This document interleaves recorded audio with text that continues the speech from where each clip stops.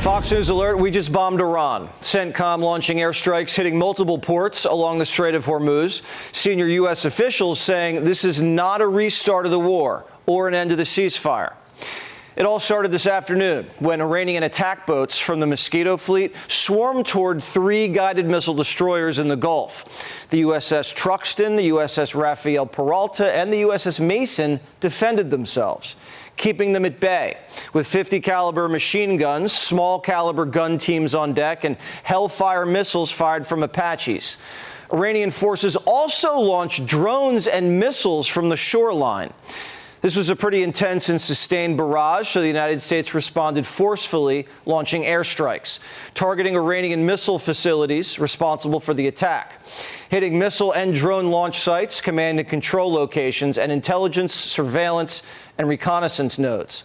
Central Command said the Iranian attacks were unprovoked, and we responded in self-defense, adding that not a single American ship was hit.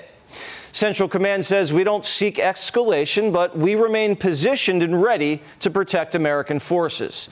ABC asked the president if the ceasefire was over, and he said, no, ceasefire's still on. It's just a love tap.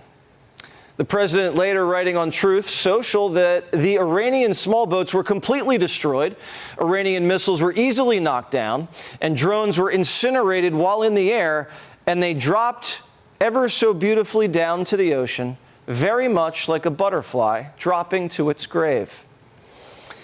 The Iranians claim it was tit for tat. Yesterday, an F-18 Super Hornet lit up an Iranian tanker with machine gun fire when it tried running the blockade and turned it around back to port.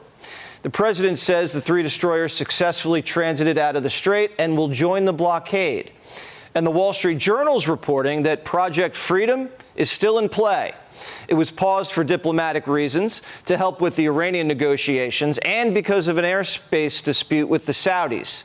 But it's all patched up. And the French and British navies are apparently on their way to help with escort duty when needed. The president said earlier today a normal country would let boats sail peacefully through the strait. But Iran's not a normal country.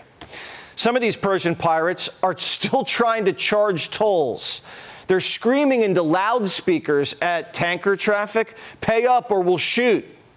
The Iranians even clipped a Chinese vessel in the strait this week. With friends like these, I don't know. Some ships are just going dark or flipping their flags and sailing through anyway because it's gotten ridiculous. The administration's going to take the Iranian hostage crisis in the strait to the UN and put the Russians and Chinese on blast. This should be a simple demand: the removal of mines from an international waterway.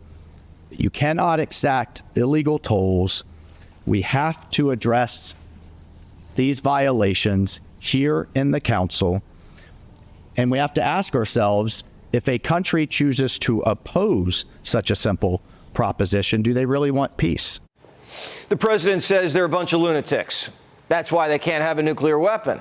And if they don't sign the deal fast, the War Department's going to be a lot more violent.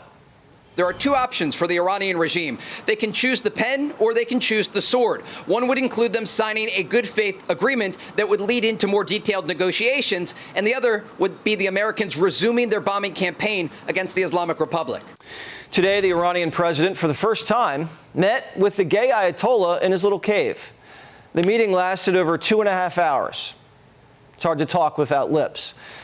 The key sticking point to the deal is that Trump's driving a really hard bargain.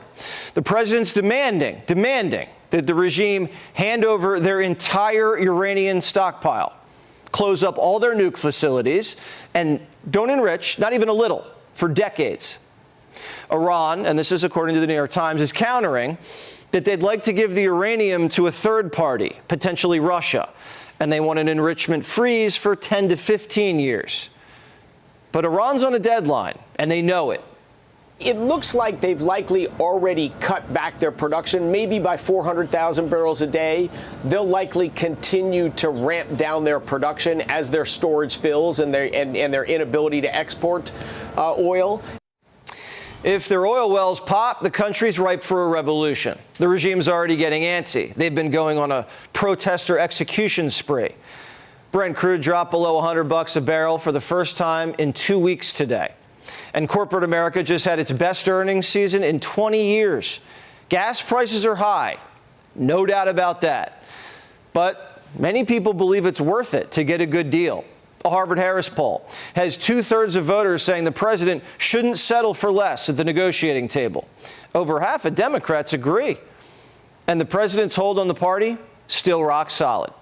Donald John Trump. He absolutely still has the juice. And when you're a Republican and you go against Trump, you get voted off the island. I always love Survivor. And in this particular case, what we saw in Indiana was you go adios amigos, goodbye, see you later. And to me, that is emblematic of what we see nationwide with Republicans. I think there's this myth that's going on right now that, oh, Trump is really losing support among Republicans. But compared to other midterm cycles, he's just as popular with Republicans as he has ever been.